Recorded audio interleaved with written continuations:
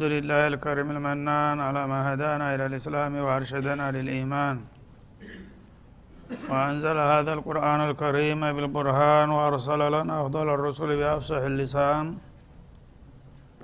فله الحمد والشكر على هذه النعم العظيمة والآلاء الجسيمة والصلاة والسلام على خير خلق الله وخاتم رسل الله الذي قال ما اجتمع قوم في بيت من بيوت الله يتلون كتاب الله ويتدارسونه فيما بينهم إلا نزلت عليهم السكينة وغشيتهم الرحمة وحفتهم الملائكة وذكرهم الله في من عنده وعلى آله وصحبه ومن اهتدى بهذه وبعد.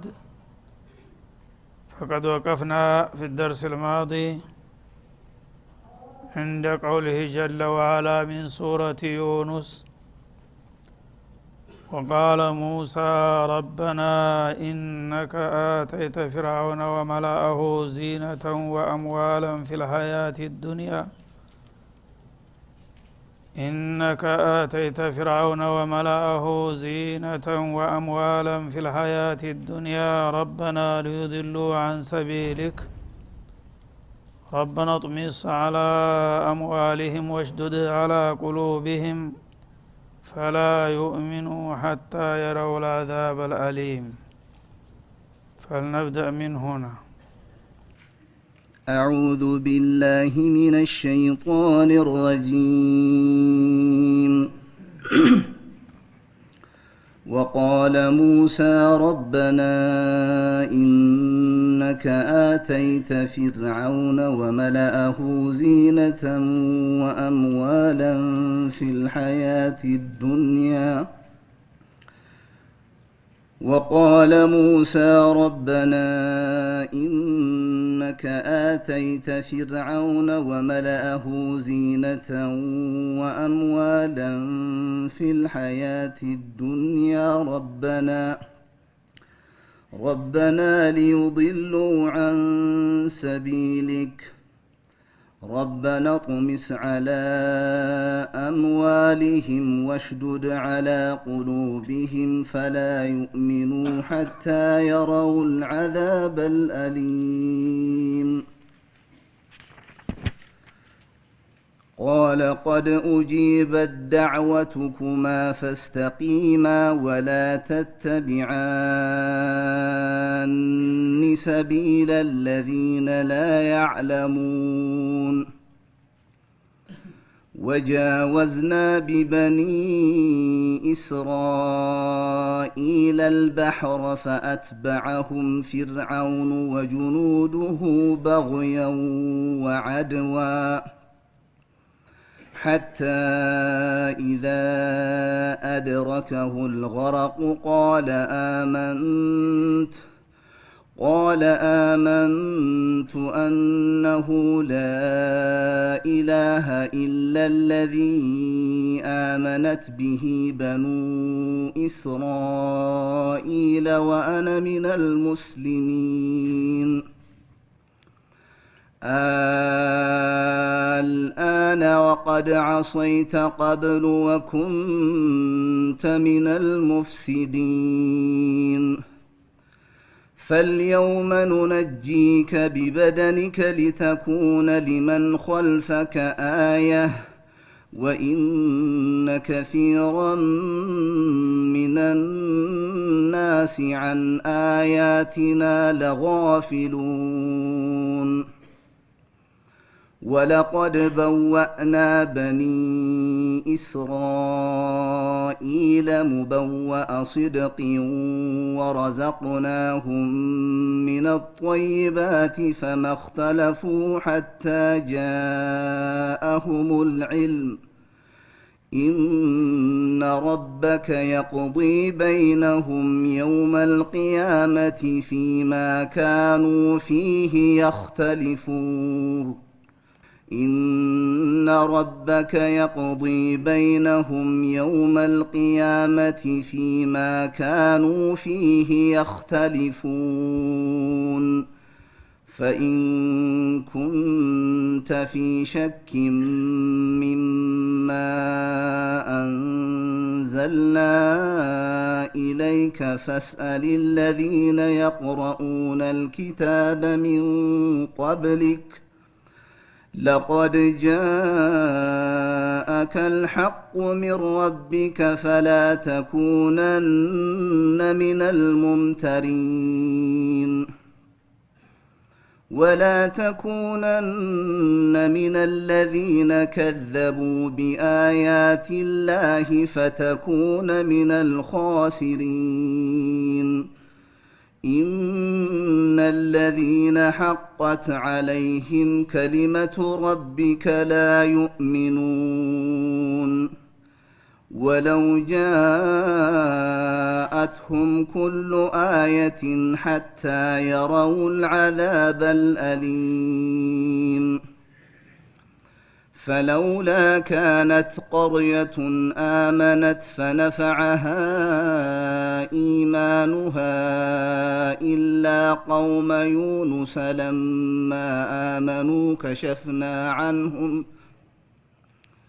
إلا قوم يونس لما آمنوا كشفنا عنهم عذاب الخزي في الحياة الدنيا ومتعناهم إلى حين ولو شاء ربك لآمن من في الأرض كلهم جميعا أفأنت تكره الناس حتى يكونوا مؤمنين وما كان لنفس أن تؤمن إلا بإذن الله ويجعل الرجس على الذين لا يعقلون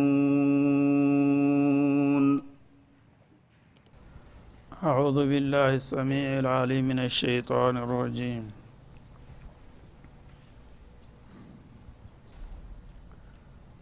ما زال السياق الكريم مستمرا مع قصة فرعون وموسى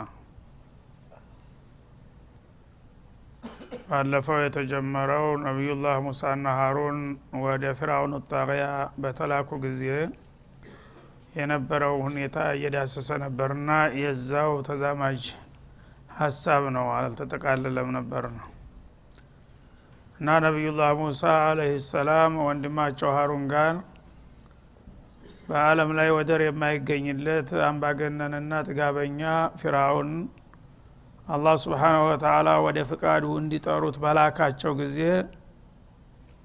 የነበረውን ፍጥጫና ግጭት እየዳሰሰ ነበር የመጣው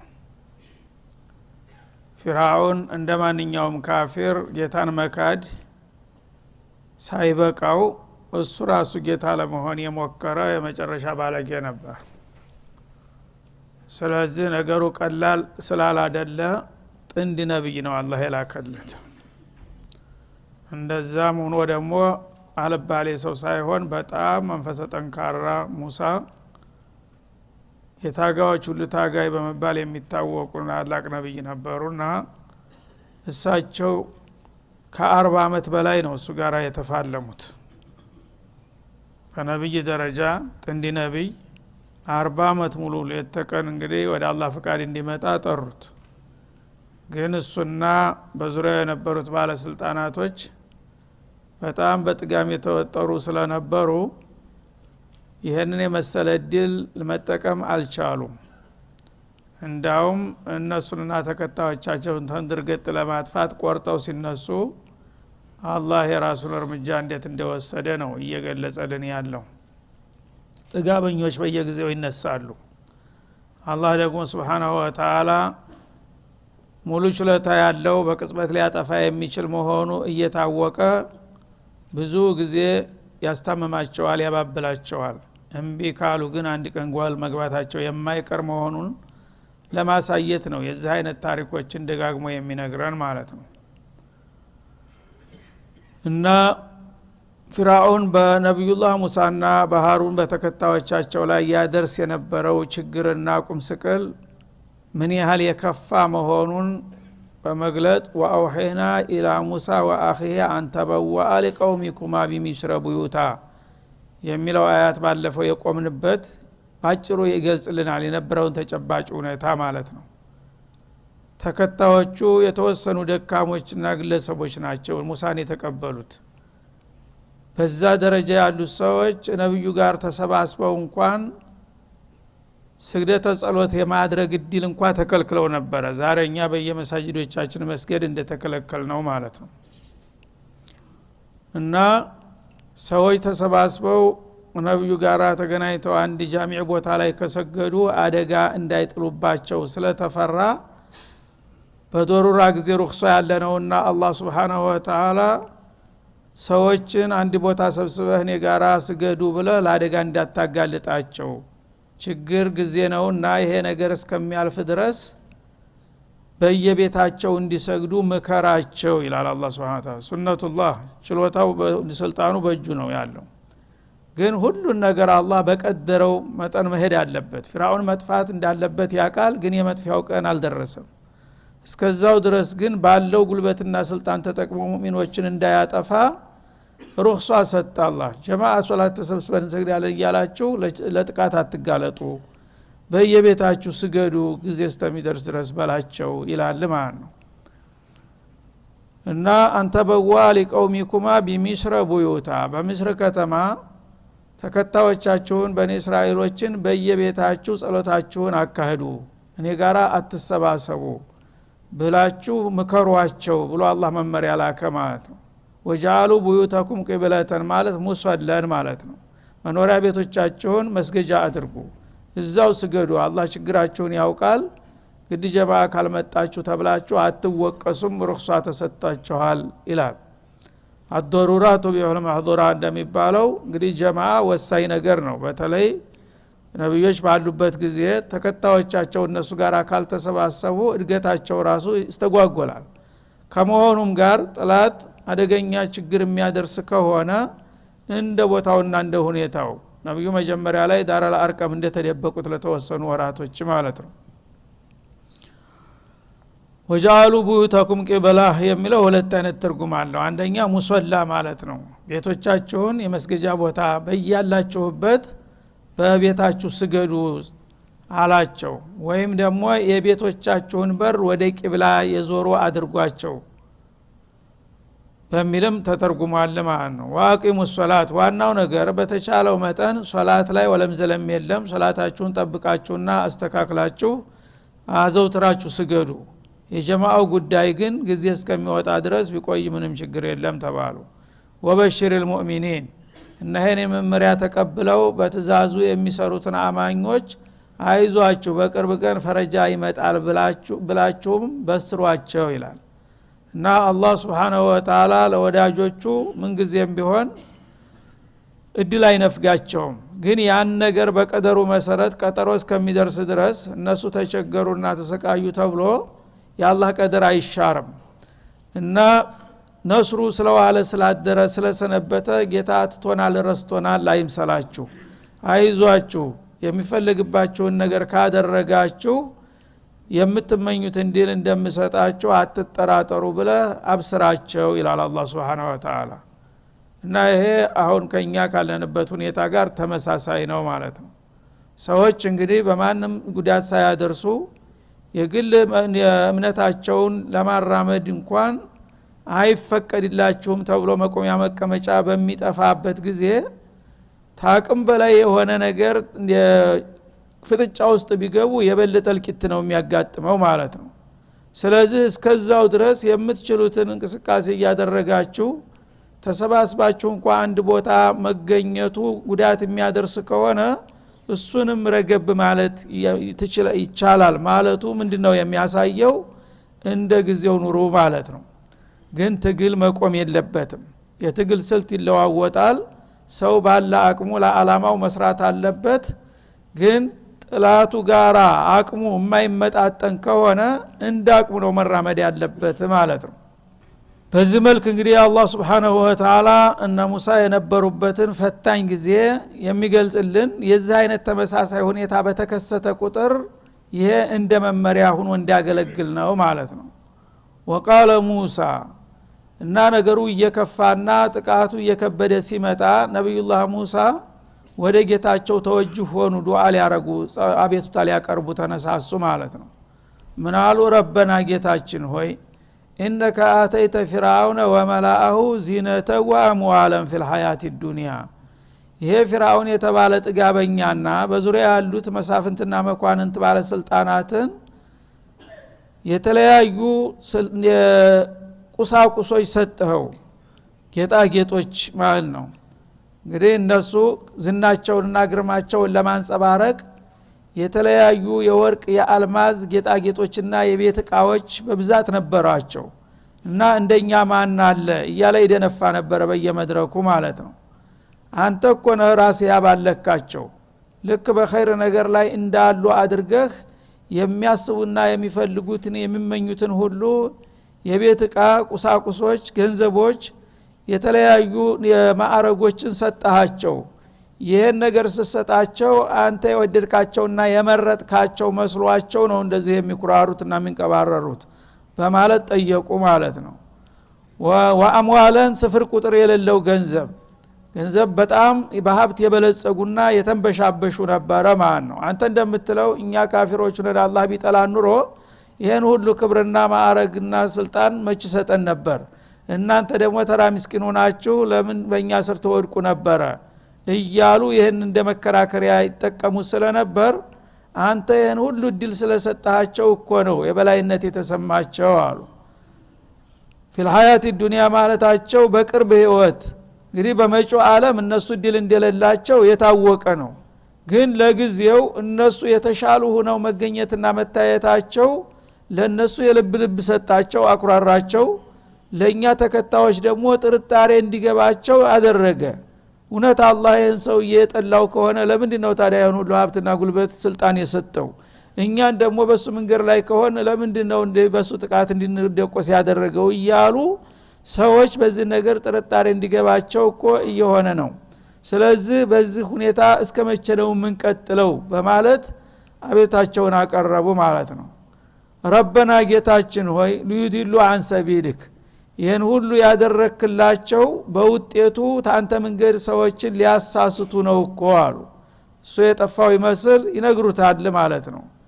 እና እነሱ እንግዲህ ይህንን ሁሉ ኒዕማ ይህን ሁሉ ማዕረግ ይህን ሁሉ ስልጣን ስሰጣቸው ጌታ ይህን ነገር አድርጎልናል፣ ስለዚህ እኛ ደግሞ የእሱን ጥሪ መቀበል መልእክተኛውን መከተል አለብን ማለት ነበር የሚጠበቅባቸው።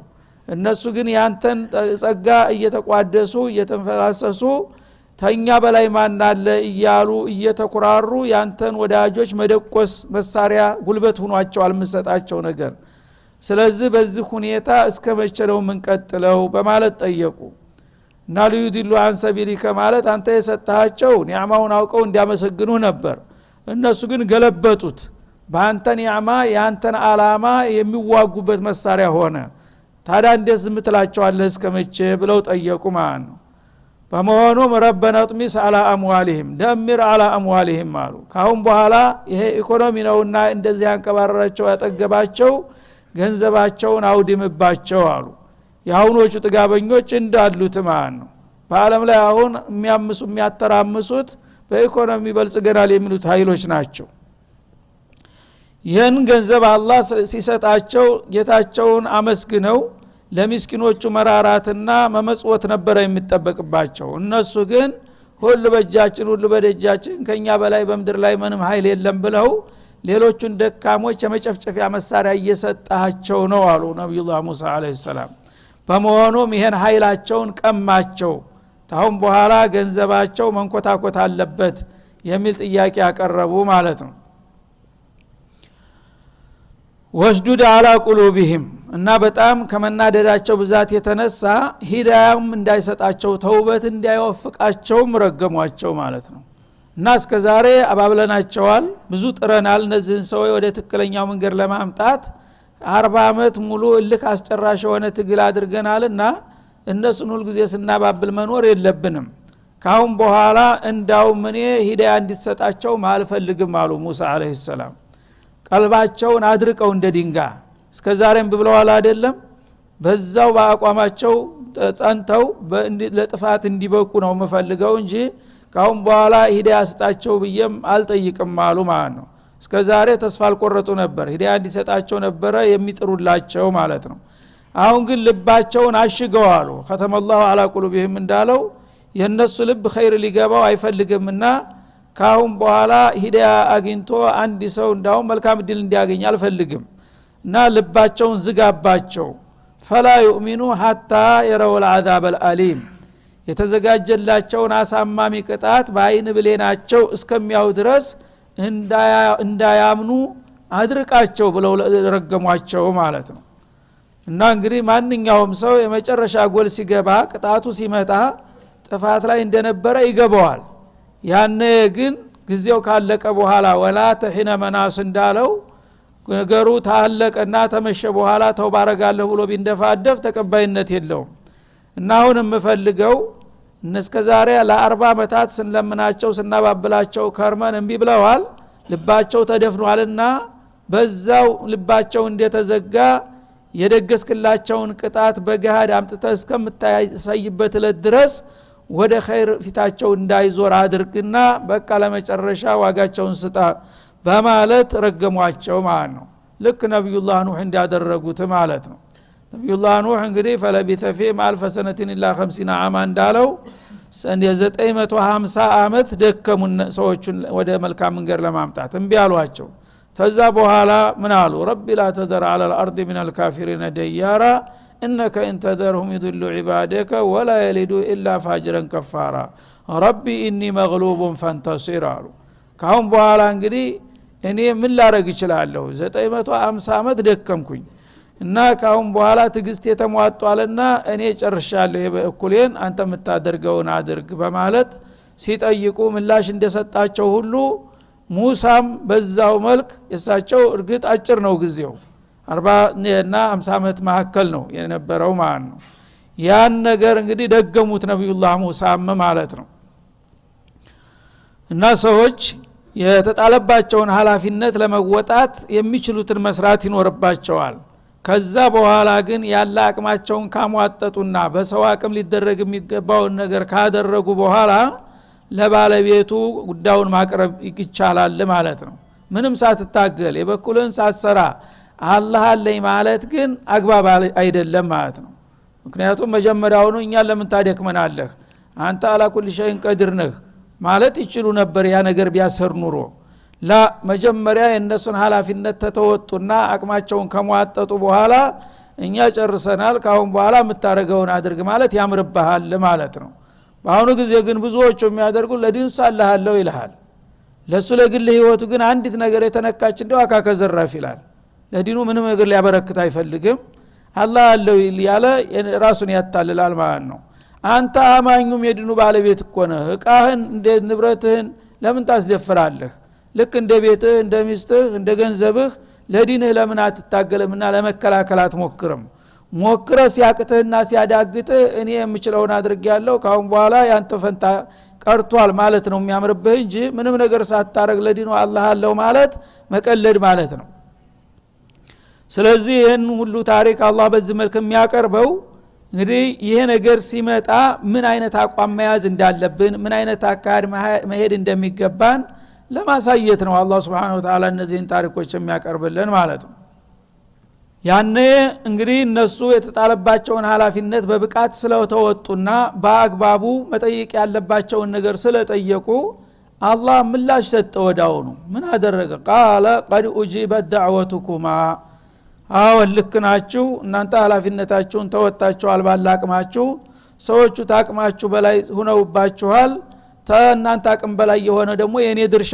ስለሆነ ካሁን በኋላ እኔ ማረጋውን አደርጋለሁ አቤቱታችሁ ተቀብሌዋለሁ የሚል መልስ ሰጣቸው ማለት ነው ይሄ ነው የሚጠበቅብን ማለት ነው ስለዚህ እኛ ምንም ነገር ሳናደርግ በቃ ሁሉ ነገር አንተ አድርገው ነው የምንለው ያለው ይሄ ከሆነማ ምን ሙእሚን ተሆነ አንተ ገንዘቤ ያልከው ነገር መስዋዕት ልትከፍልለት ይገባል ስለዚህ እኔ ምንም ነገር ለዲን ላበረክት አልፈልግም ከማንም ጋር መጣላት አልሻም ግን አንተ የፈለከውን አድርግ ማለት አያገባኝም ማለት ነው ስለዚህ ይሄንን ነገር የሰጠህን ዲን እንደ ገንዘብ እንደ ንብረት አትቆጥረውም ማለት ነው መስዋዕት ልትከፍልለት አትፈልግም ይሄ ከሆነ ደግሞ ዲን ሊመጣ አይችልም ማለት ነው ይሄ ቢችል ኑሮ ነብዮች ሞኞች ናቸው እንደ እጃቸውን አጣምረው ከኛ የበለጠ አላህ ዘንድ ይቅርብ ናቸው አላሁመ ይያሉ ዱዓ ማረግ አቃታቸው እንደ ቁሉት ማስተጋባት አላደረጉም ሁላቸውም እያንዳንዳቸው በሚችሉት አቅም ሁሉ ተፋልመው አቅማቸው ሲሟጠጥ ነው ለጌታ ቤታ የሚያቀርቡት ማለት ነው ያነ ደግሞ አላህ ያቃልና ልክ ነህ ብሎ ይቀበላል ቃል ቀድ ኡጅበት ዳዕወቱኩማ ሙሳና ሃሩን እንግዲህ ሁላቸውም የሚችሉትን ዳዕዋ አድርገው በመጨረሻ ዱዓ ሲያደርጉ አዎን ትክክል ናችሁ አቤቱታችሁን ተቀብያለሁ የሚል ምላሽ ሰጣቸው ከዛም በኋላ ተተልኳቸው ዝንፍ እንዳይሉ ፈስተቂማ እናንተ በመስመሩ ላይ ቀጥ በሉ ምንም ችግርና ፈተና ቢበዛባችሁ አላህ ዝም ብሎናል እንግዲህ ዱዓችንን አልሰማንም ብላችሁ ደግሞ እንዳትሳሳቱ በትግሉ ቀጥሉበት አሁንም ቀጥ ብላችሁ እስከ ተጓዛችሁ ድረስ እኔ አቤቱታችሁን ሰምቻለሁ የማደርገውን ነገር አደርጋለሁ ሲል መልሰጣቸው ማለት ነው ወላ ተተቢዓኒ ሰቢለ الذين لا يعلمون ያላዋቂዎችን መንገድ እንዲያትከተሉ አላዋቂዎች አው ጆሃላዎች ሁሉ ጊዜ ከአላህ ጋር ያለው ሙአመላ አይገባቸውም ሁሉ ጊዜ በጉበርነሱ በጉልበታቸው በእውቀታቸው በሀብታቸው ነው የሚመኩት እና ይሄ ደግሞ የጅሎች አካሄድ ነውና በዛ አይነት እናንተ በቁሳዊ ነገር እንዳትመኩ ጌታቸው የሰጣችሁን ኃላፊነት ተወጣችሁ እሱ ያዘዛችሁን ከሰራችሁ ከዛ የተረፈውን እሱ ያስተካክለዋልና እናንተ በዚህ በትክክለኛ ጎዳና እስካላችሁ ድረስ ጥሩ ምላሽ ታገኛላችሁ ሲል በስርዓት ሰጣቸው ማለት ነው ስለዚህ አሁን እኛም የነሱን ፈለግ ተከትለን የምንችለውን የተንቀሳቀስ የተረፈውን አላህ ያስተካክለው ካል ይህ አይነት መልስ እንደሚመጣ ነው አላህ የተስፋ የሚሰጠን ማለት ነው ወከዛሊከ ኑንጂል ሙእሚኒን ይላል በዛ ጊዜ ብቻ አዘንቦ ያባራ አይደለም በእኔ መንገድ ላይ ሆነው በአግባቡ የሚታገሉትን ሰዎች ባላቅማቸው አነሰም አደገም ሙእሚኖችን ገለግላቸዋለን ወደፊትም ብሏልና በዚህ መልክ ለሚሄድ ሰው አላህ ተስፋ ሰጥቷል ስለዚህ ለዛ አላህ Subhanahu Wa Ta'ala ያብቃን ይያል የሚቀጥለው ደግሞ እንቀጥልበታለን ለጊዜው እዚህ ላይ ይቋጫል ወሰለላሁ ዐለ ነብዩ ወኢላ ሊቃ